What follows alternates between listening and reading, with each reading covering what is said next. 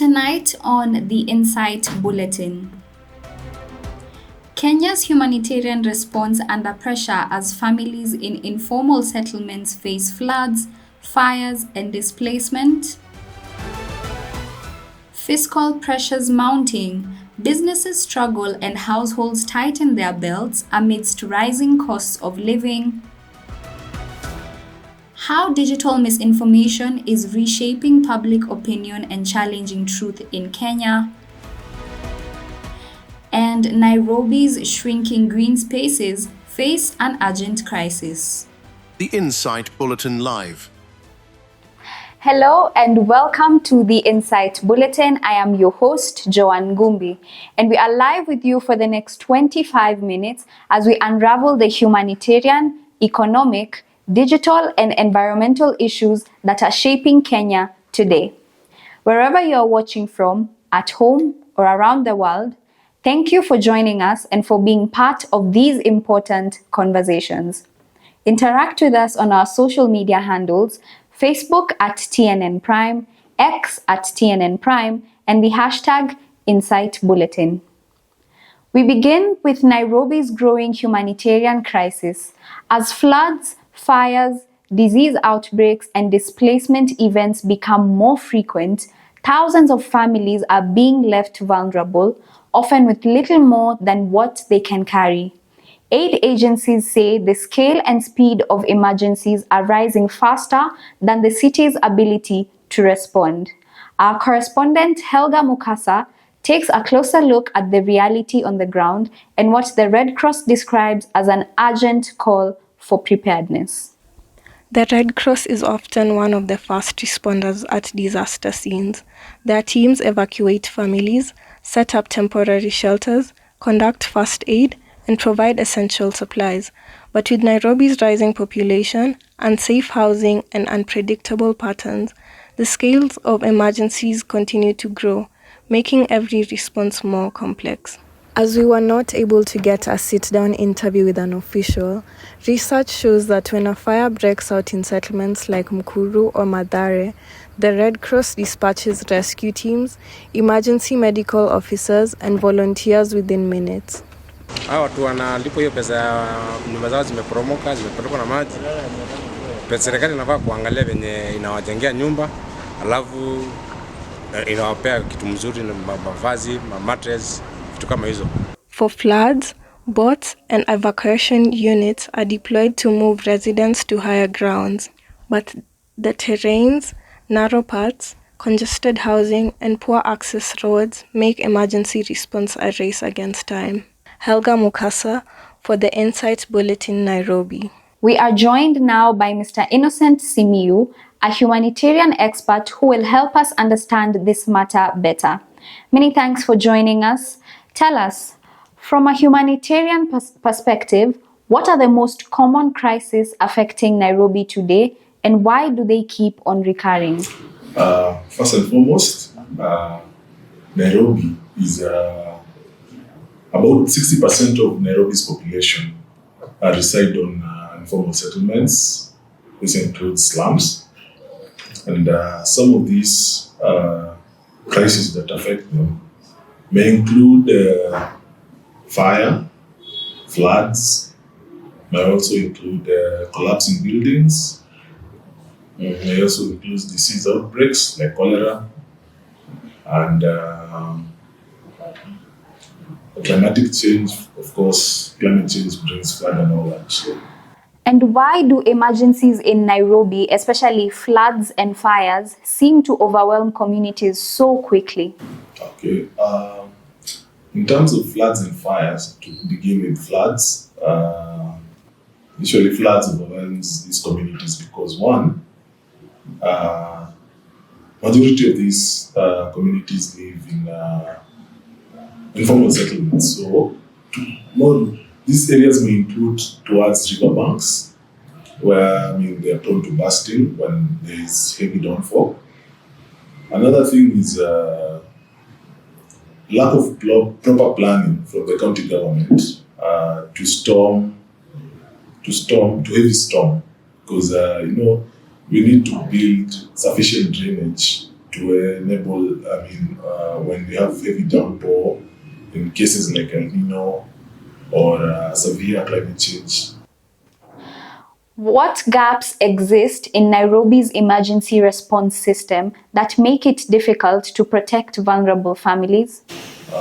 Gaps that exist might include lack of proper coordination between agencies during this crisis time. You'll find that a slow coordination may lead to delay in response, therefore causing the spread of the hazard into a very bigger or a much larger area as it's supposed to. Another one would be lack of sufficient training also to the community people in terms of how to deal with this hazard like fire, during floods and all that. So, we often see families displaced for months after disasters. What long-term humanitarian effects do these crises have on households? So, during displacements, probably after the crisis, depending on the nature of crisis, majority of these families lose very valuable items, which include also documentations, such as identification, birth certificates, academic reports and certificates, even property ownership, titles and all that. So this might hinder their continuity or their opportunities, their next opportunity in securing their jobs or restricting their ownership of their property. Another thing, it causes distortion in terms of education because these kids can no longer access the quality education appropriately like they used to enjoy. And finally, how do humanitarian agencies or the county government and local communities work together during such emergencies?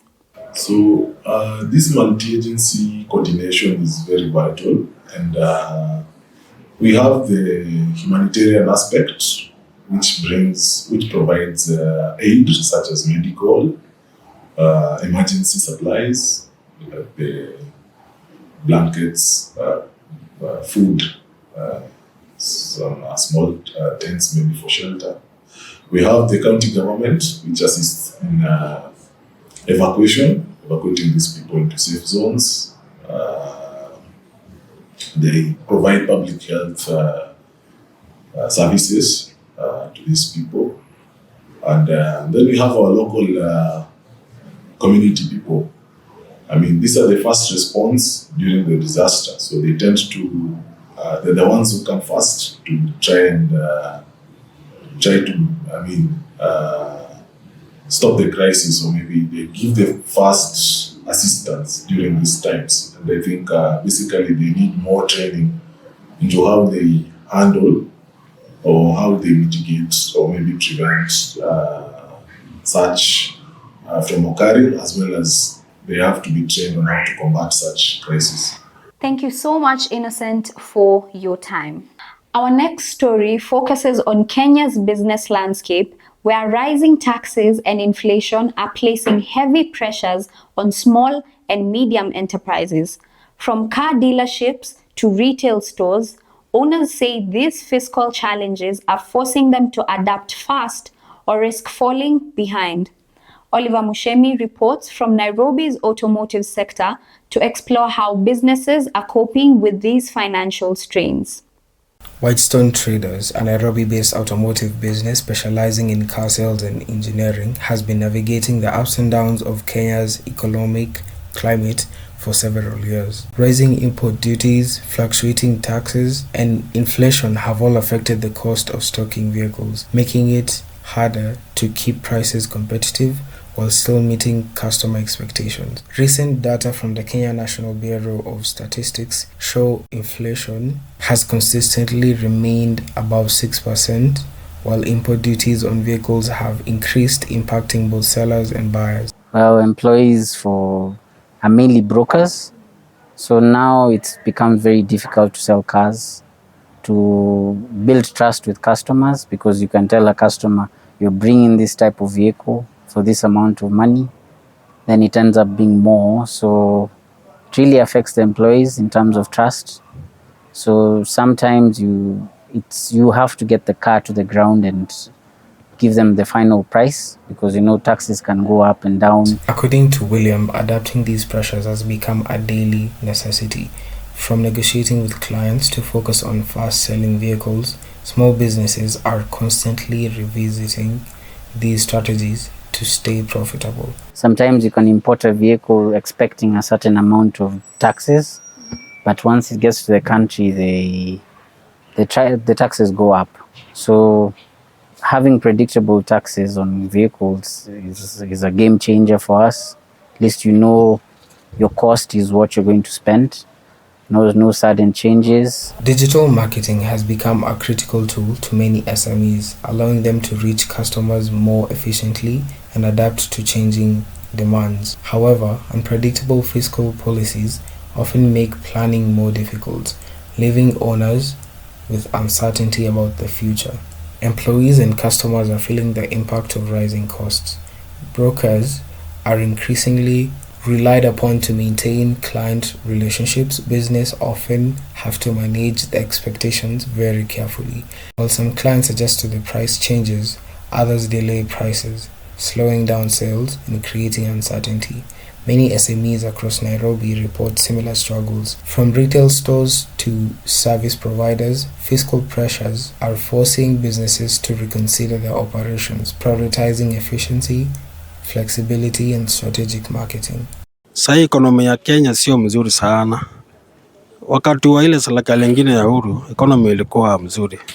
Lakini kwa saa hizi ekonomi iko juu. Kila kitu iko juu. Mambo ya chakula iko juu. Hata transport iko juu. So now you just have to focus on fast moving cars, going to negotiate deals with the importers, the suppliers. So you really have to highly negotiate because of the clients. The clients expect to get the vehicles at the same price. For Nairobi's automotive sector, rising taxes and inflation are more than numbers on a page. They're reality shaping how businesses operate and how customers spend. Business owners say adaptation is key, but many hope for policy reforms that will seize the burden and allow small entrepreneurs to thrive. Mushami Oliver, The Insight Bulletin, Nairobi. We are now joined by Madam Dana Mukami, who deals with citizen engagement, bridging policy, people, and economic accountability. Thank you so much, Dana, for being here with us.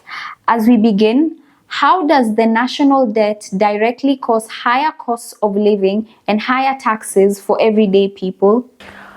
The national debt of this country, I think, has been a subject of discussion for a very, very long time. I think we can start by referencing something that happened previously, maybe before 2023. So before 2023, there was an understanding, it wasn't exactly a law, but an understanding that maybe we would not borrow money beyond 30% of GDP. But in 2023, the PMF Act was revised, and now we can borrow money up to 55% or to 60%, depending of the GDP. So the borrowing has been a subject of conversation for a very, very long time. The problem is that the money that we get, or the money that KRA collects, goes to more or less service the debts that we have in this particular country. So you find that the balance check is that for money meant for development, money has to be borrowed so that we can get the roads that we want, we can get the buildings that we want, we can buy medicine in the hospital, or rather do other agendas that the sitting government want to do. How are high interest loans and new taxes making it rough for small businesses or SMEs to survive and hire people? If you look at during the COVID pandemic, in 2020-2021, KRA surpassed the target that the National Treasury had given it.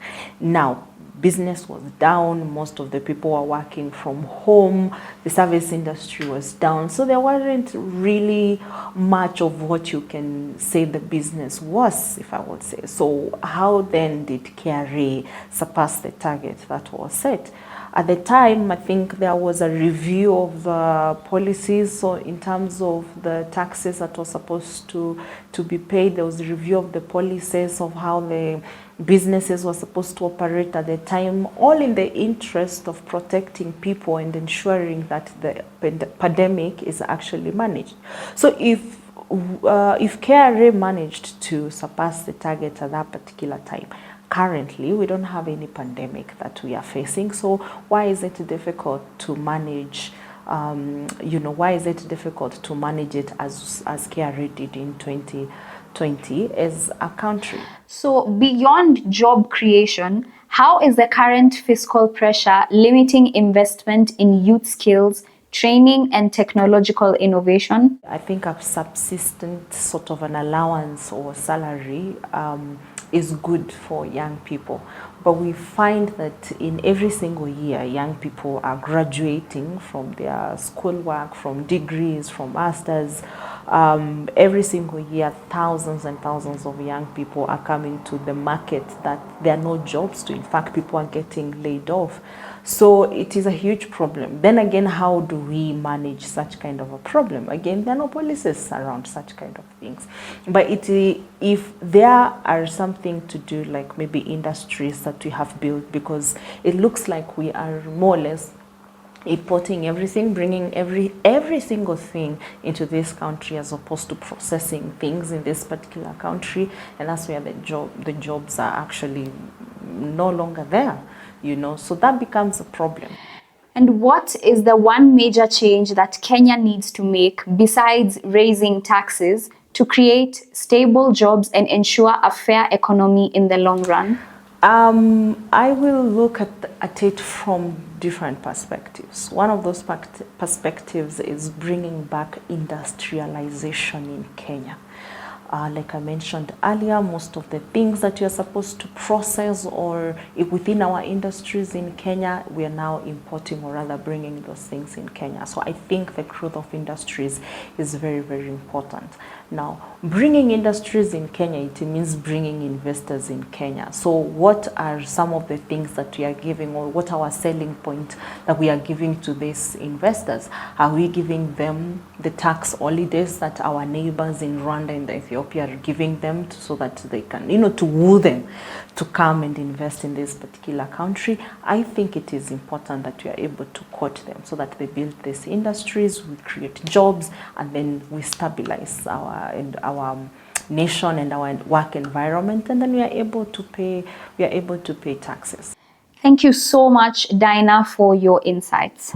When we return, wengine wamejitoa kafara, wamejiua sababu ya kupoteza do kupitia social media. The Insight Bulletin Live. let your skin know you love it. Everyday skin love. For all skin types. Honey and butter.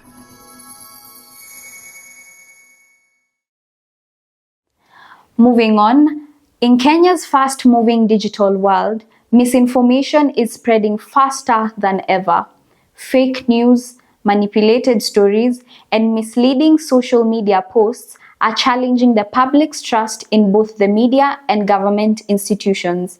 Oliver Mushemi explores how technology and even artificial intelligence is being used to fight these online threats, while showing why media literacy remains critical. From WhatsApp forwards to social media posts on Facebook, Twitter, and TikTok, harmful misinformation in Kenya is a daily challenge. The Media Council of Kenya, which monitors news accuracy and media standards, says that online falsehoods are not only widespread, they're evolving, sophisticated, and are often designed to mislead. Misinformation currently is a very tricky topic, and we've seen how misinformation can affect the entire society. And you find most of misinformation are being driven by emotions and not reasons. A recent survey shows that over 60% of Kenyans encounter fake news at least once a week, making it harder to separate facts from fiction. I think there's a lot that can be done in terms of stakeholder engagement and bring together different stakeholders to create awareness about the dangers of mis and disinformation. According to the Media Council, misinformation can take many forms: fabricated stories, doctored images, misleading statistics, and viral rumors. These distortions harm public trust in journalism and government messages, leaving citizens uncertain about what is true and who to believe. This constant flow of online falsehoods erodes trust. When citizens can't distinguish between genuine news and fabricated content, confidence in both journalists and government institutions declines, a problem that has long-term implications for democracy and civic engagement. Mimi nimekuwa lied sana on social media in the area mostly wenye vijana sasa wameingia of forex. I've come across this news on social media. I dipped myself into it, nikaanza kufanya kitu, nikafuatilia and I ended up kuibiwa do zangu. Na sio mimi peke yangu, nimeona hata mayouth kadhaa, mabeshe zangu kama 2 watatu. Wengine wamejitoa kafara, wamejiua sababu ya kupoteza do kupitia social media. Juu amepatana na kitu memwambia utakuwa tajiri haraka haraka, anajiingiza, anapata, amepoteza pesa mingi, na hivyo ndivyo walijimaliza. Wengine pia wamekuwa into depression sababu hii issue ya social media, juu hajastudy wakaelewa vizuri before mtu kuingia into it. Another thing is hiyo story wakiona kwa online, watu wana fake life online. Mtu anadhani anazingia kwa hiyo maisha na akae maisha kama hiyo yao, na ana end up kukuwa depressed na maybe hata ku lose everything. While misinformation is a major threat, technology is also a part of the solution. AI tools are helping journalists to detect fakers, verify sources quickly, and trace the origins of viral falsehoods, reducing the time it takes to stop harmful stories from spreading. The Media Council stresses that technology alone is not enough. Long-term solutions require a combined regulatory oversight, responsible media practices, and crucially, better informed citizens who can think critically about the content they consume online. For today's digital users, the Media Council recommends one crucial step: verify before sharing. Cross-checking news with credible sources, reading beyond headlines, and reporting suspicious fake stories can significantly reduce misinformation's reach. Different institutions and organizations bring their strengths on the table. You can be able to, at a larger scale, be able to amplify the voices in terms of creating awareness on the issues about the misinformation. Misinformation may move fast, but solutions exist. From AI-powered verification tools to smarter, more critical online users, Kenya's fight against the fake news requires a shared effort, because in the digital age, truth has to be actively protected. Oliver Moshemi, reporting for the Insight Bulletin, Nairobi. Now finally, Kenya is facing a growing environmental challenge: biodiversity loss and deforestation.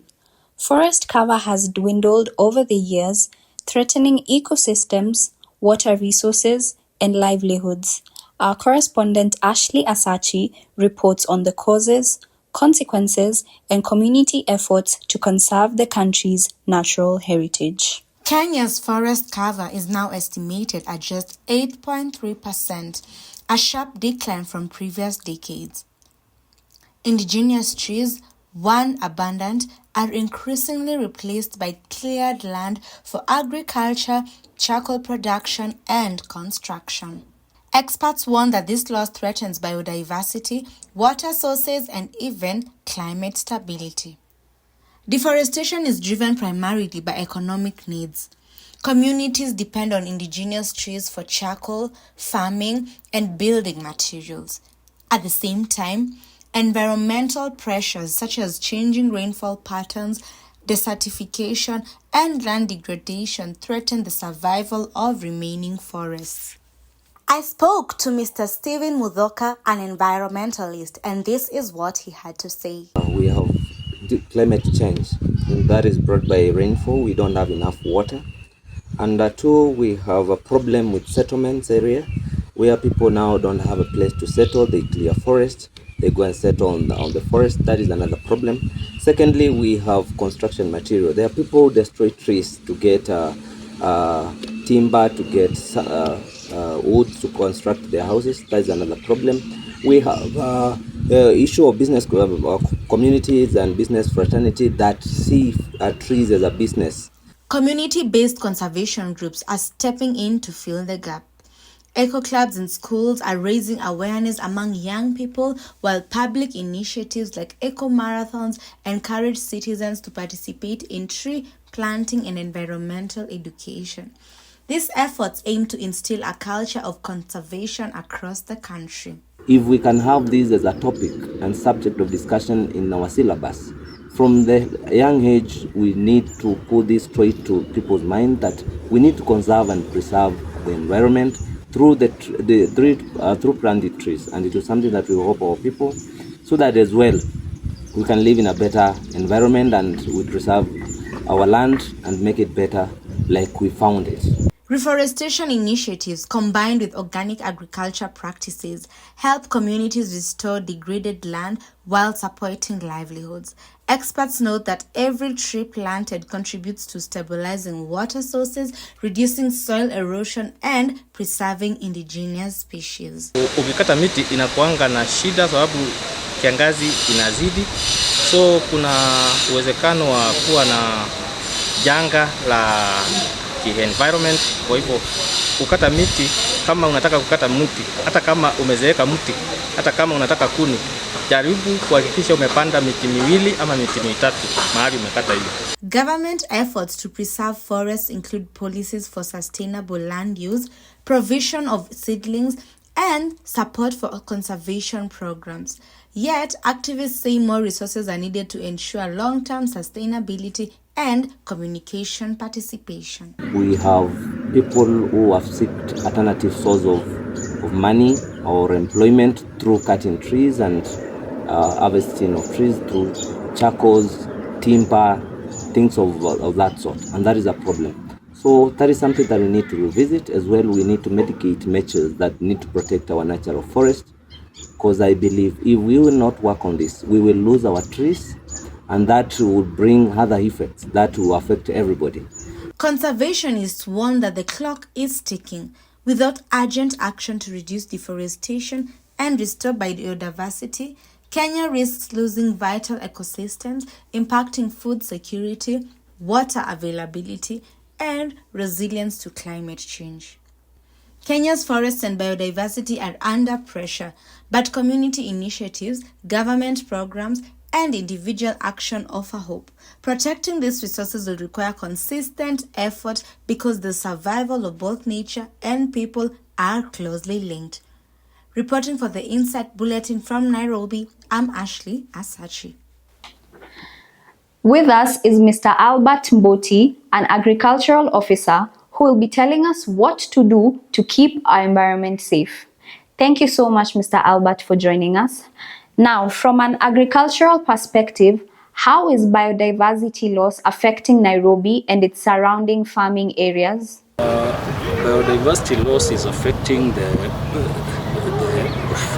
food systems, the food production systems, issues of food security, and also issues to do with the economy. So what impact does deforestation have on food production, especially for small-scale farmers who rely on natural rainfalls and healthy soils? It disrupts the ecosystem, and apart from that, it also alters the agroecological conditions of a place. So we often hear about shrinking green spaces and uncontrolled development. How does this affect water availability and urban farming in Nairobi? That one affects the surface runoff. So you see, in Nairobi, this area was not primarily meant for food production. So, but with the urbanization, a lot of compaction has been seen on the soils, and organic matter has reduced. So And again, we have other buildings and roads that cover the soil. So there's a lot of runoff, which causes floods. Yes. So many Kenyans don't realize the link between cutting trees and rising food prices. Could you explain how the two are connected? When we cut trees, basically there's that what we call the cycle of poverty. And when we cut trees, it means we don't have the means by which rain clouds are formed, and we have a loss of livelihoods. And secondly, also, when we cut trees, it means the economic impacts is also felt, because once we don't have trees, food cannot grow, water cannot be recharged at the underground, and we don't have food. Food scarcity is there, droughts come in, and then we have poverty. Lastly, are current agricultural practices helping or harming biodiversity, and what changes are needed to make farming more sustainable? Okay, the current practices are harmful, and maybe what we need to help is to maybe do away with monoculture, the systems of cropping, whereby we integrate different crops in a piece of land. We also need to check the chemicals that we are using in our production, because when we use inorganic fertilizers, they destroy the soil structure. We need to embrace more the organic farming systems, which help to improve the soil structure, which retains the water content in the soil and helps food grow. We also need to integrate, to look at the integrated pest management systems, whereby we use ways that are friendly to the environment to control pests. Chemicals should be the last option in managing pests. Thank you, Mr. Mboti, for your time.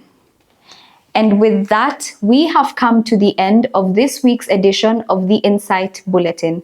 From humanitarian emergencies in Nairobi's informal settlements, to fiscal pressures affecting small businesses, to the growing challenge of online misinformation, and finally, the urgent call to protect Kenya's forests and biodiversity, it is clear that the issues shaping our country today demand both responsibility and resilience from all of us.